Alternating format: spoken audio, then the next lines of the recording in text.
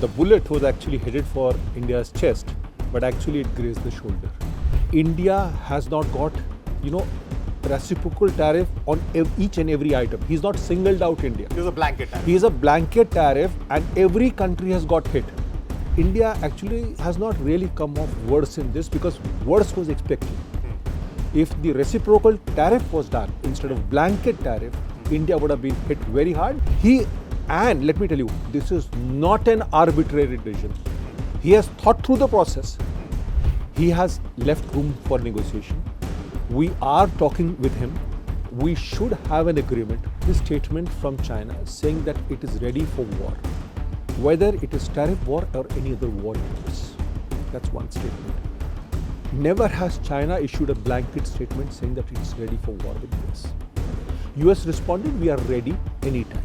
He is urging you or instigating you to negotiate with him. Right. And if you do that, it's fine.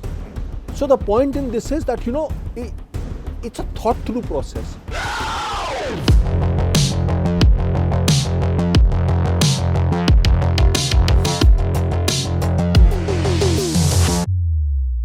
There are two ways of describing what Trump did today.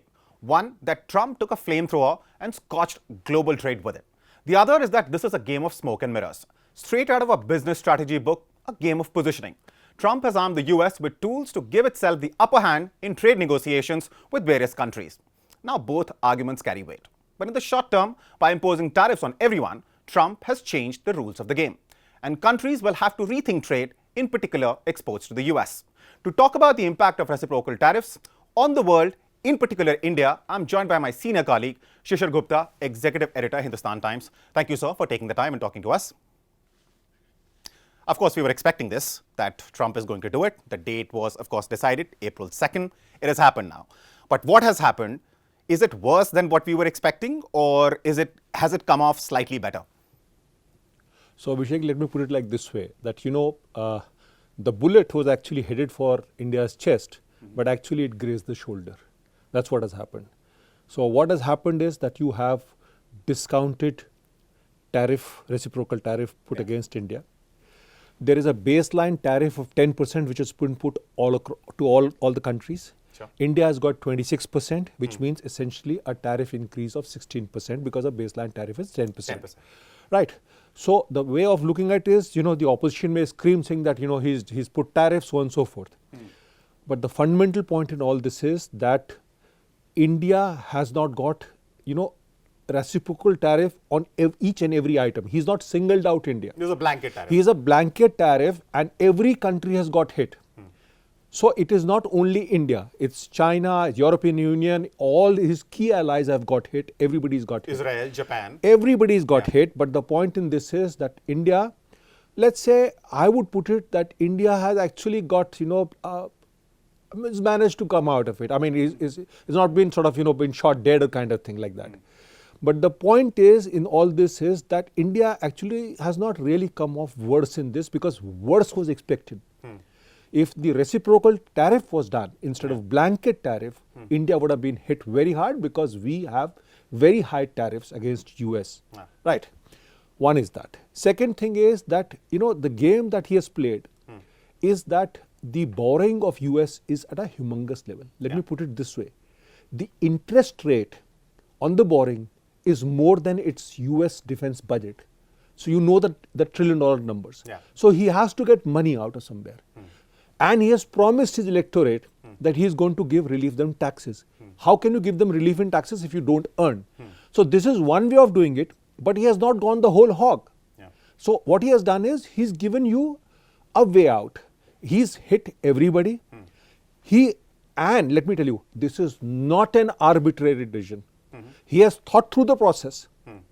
And I will tell you why he has thought through the process, but the fact remains is that, let me say, India could have been hit more. But I think we have got, the bullet has actually grazed the shoulder only. Right. But what is this whole hog? Because, of course, one argument which is being made, Trump has done this to gain an upper hand in the upcoming bilateral trade negotiations with various countries.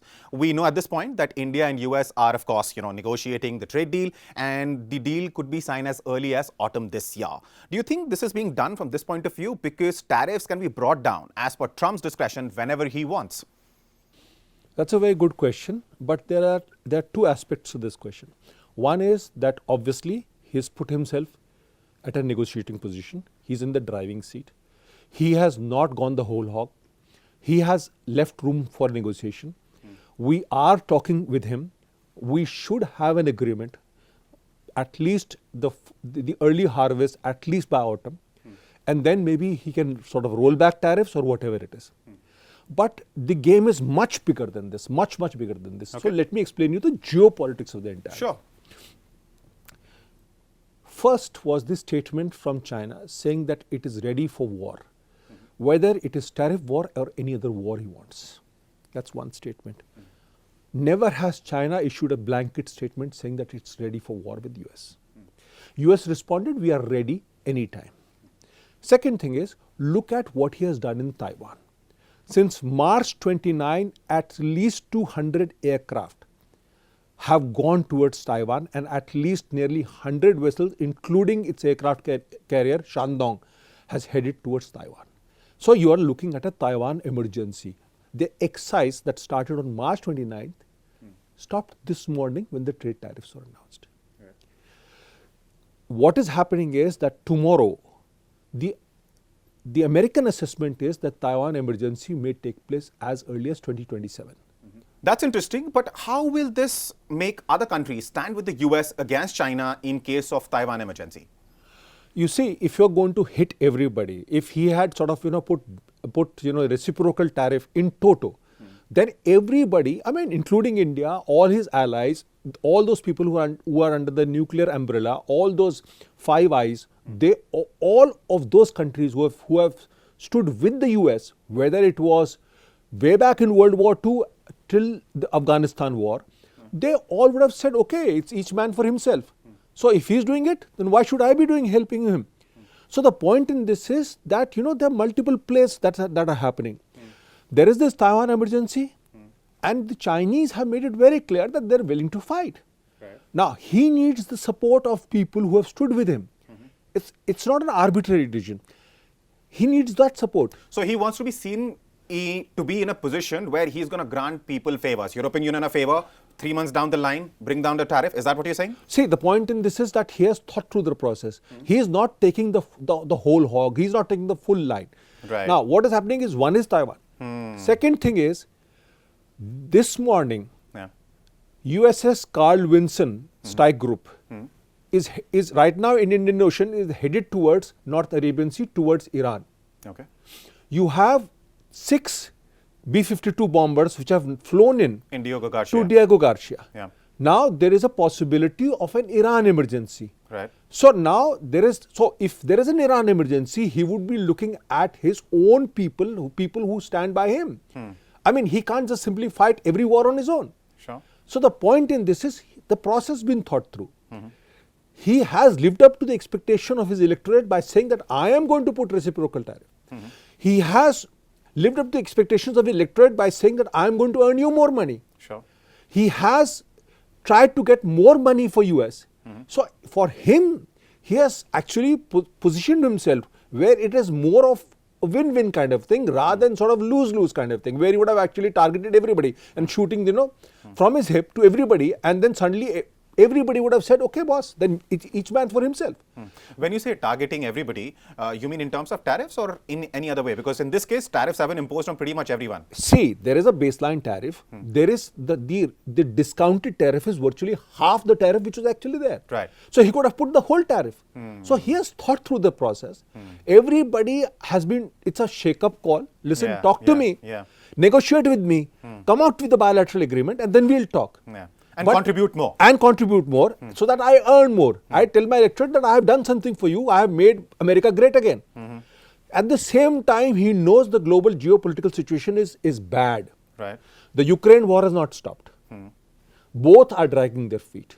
Tomorrow, if the Taiwan emergency happens, if there is Ukraine war is not stopped, Russia will go the China way. Right. You have the Iran emergency. If you've told Iran that, listen, if you don't do a nuclear deal, I'm going to bomb you. You've said that openly. Yes, yes. Now, no more there is this whole business of, saying, there is this note verbal, there is this ad memoir, there is everything. He is doing diplomacy straight from the TV camera. Right. So the point is that he has given you positions, but his own position also is not the strongest. So he's worked out a via media solution. He has looked at discounted tariffs. He is urging you or instigating you to negotiate with him. Right. And if you do that, it's fine. So the point in this is that, it's a thought through process. Sure. There is diligence in this. Everybody thought that, they were actually going to be sort of, put before the firing squad. No, he's not done that. He's just simply told you that I have done this much, but if you negotiate, I can roll it back. If you don't, you'll get the whole hog. Yeah, I could have done more. Yes. Yeah. Now, the problem is that the other thing is China, South Korea, Japan for the first time had an economic dialogue. They are now thinking in terms of having a consensus on how to react. Right. Now, Japan is under American nuclear umbrella. South Korea is a huge partner of US. Yeah. So the point is, US cannot afford these two guys to go over there. Yeah. Secondly, with India, India sits at the heart of the Quad. Yeah. It sits at the heart of the Indo-Pacific. Yeah. You have the Persian Gulf, you have Guam. On both sides, you have Diego Garcia, it's sitting at the heart of it. Yeah. Now, if you sort of, antagonize India by saying, listen, I'm going to go for your, between the eyes. Sorry, this is not going to happen that way. True. So because interestingly, Xi Jinping also very recently wrote to the Indian president saying it's time for the dragon and the elephant to tango. And of course, we all know, what's been happening since 2020. So it's not like we're on very friendly terms. No. So that's a wonderful one. Yeah. Now, let me tell you something. Coming to Xi Jinping's statement, yeah. Elephant is a real animal. Yeah.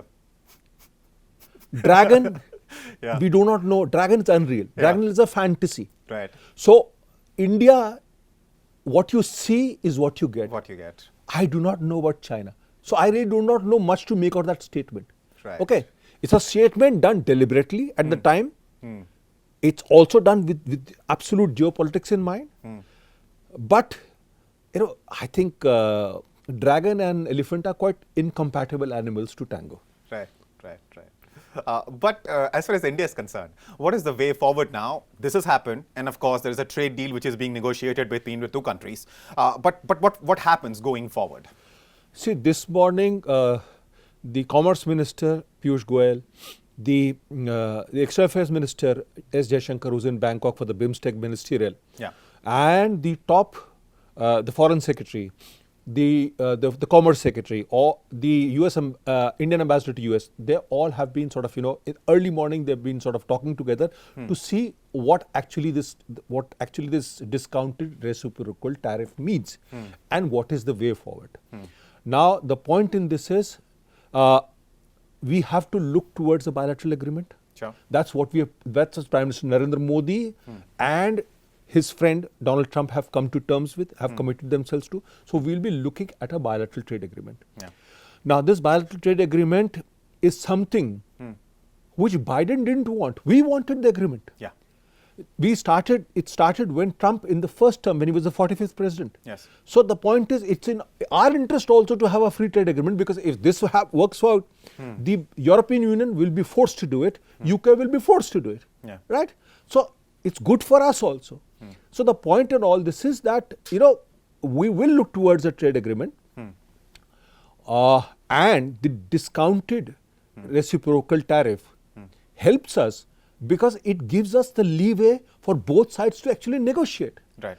And that is what it is the most important part about it. So to say that, I personally think that what we had, the conversation that we had previously, I think the situation is not as bad as it seems. Yeah. And that's perhaps good to hear because, some of the implications which we were talking about earlier in terms of what it's going to do to global trade, in particular India as well, were rather dark. But now that this has finally happened, it has been incorporated as far as the markets are concerned. It hasn't turned out to be as bad as we thought it might. See, Abhishek, trade is one aspect of it. Yeah. Then there is this impact on the bilateral relations. Now, he has done what he has done, right? Now it is time for us to say, listen, you talked about energy, please deliver. Sure. You talk about high-end technology, please deliver. And let me tell you, the first F404 engine is landing today in India. Okay. The first one. Right.